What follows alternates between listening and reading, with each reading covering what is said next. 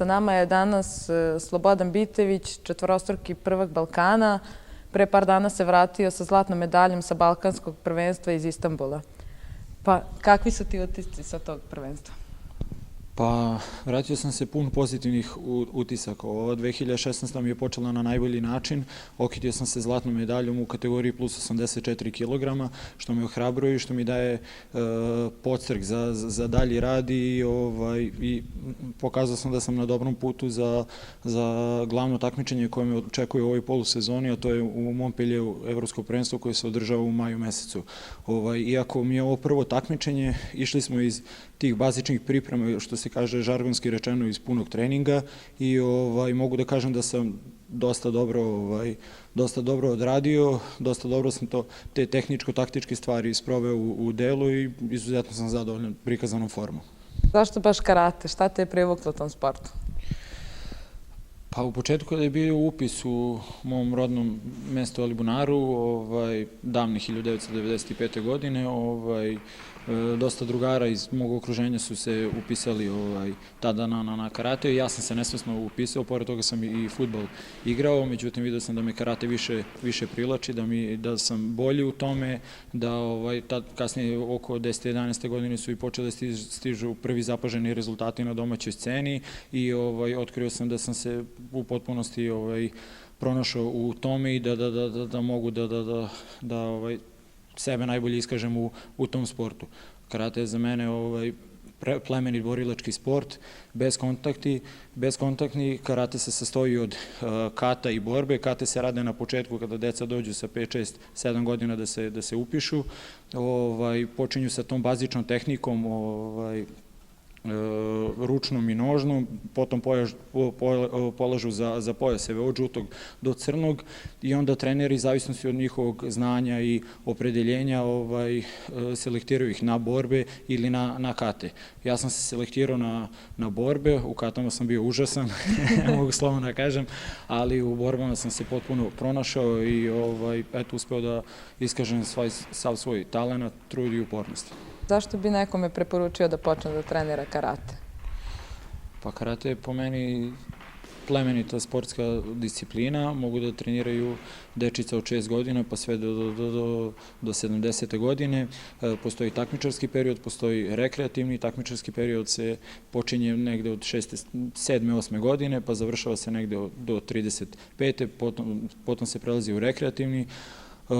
Pa evo mi imamo divne primjere ovde kod nas u karate klubu Dinamo iz Pančeva gde imamo dečicu od 6-7 godina pa sve do rekreativaca i ljudi koji su završili pre 10 godina svoje sportske karijere i dan danas dolaze da treniraju, znači imamo sve uzrasne grupe. Po meni je to jedan divan sport. Ja sam sebe pronašao u potpunosti u ovom sportu, iskazao sav svoj karakter.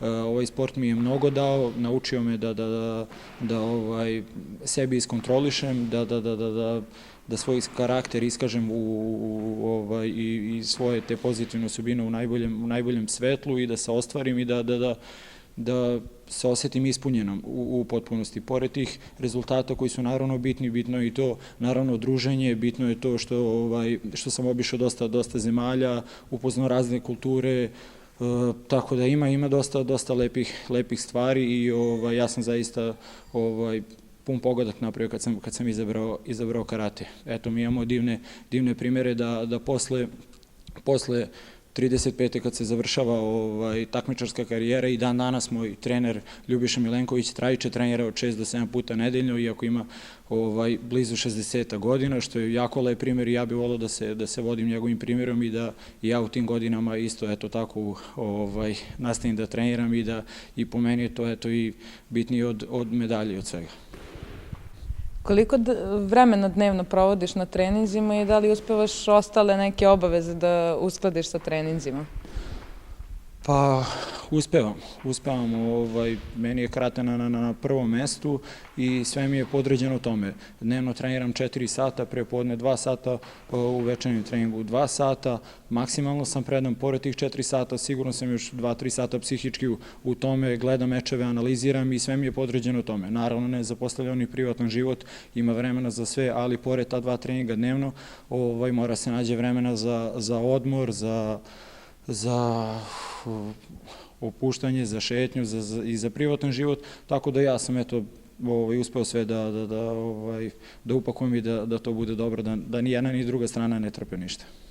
Kakvi su ti planovi za predstojeći period? Kakva te takmičenja očekuju? Pa već sutra me očekuje prvenstvo Vojvodine, to mi je kvalifikacioni turnir za prvenstvo države koji se održava 27. marta. Potom sledeći vikend me očekuje ili Aranđelovac Open ili Laško, to je svetski kup u Sloveniji. Potom nas očekuje Zlatin Bojaš Čačka, posle toga imamo u Salzburgu Premier ligu i imamo verovatno završne pripreme sa reprezentacijom, a između toga ćemo još 2-3 ciklusa pripremati sa reprezentacijom i glavno što je u ovoj polusezoni to je od 10. ili 15. maja Evropsko prvenstvo u Montpellieru. Želimo ti puno uspeha na svim tim takmičenjima i nadam se da ćemo opet pričati o nekim dobrim uspesima kao što je ovo balkansko prvenstvo bilo. Hvala na intervju. Hvala tebi puno, hvala.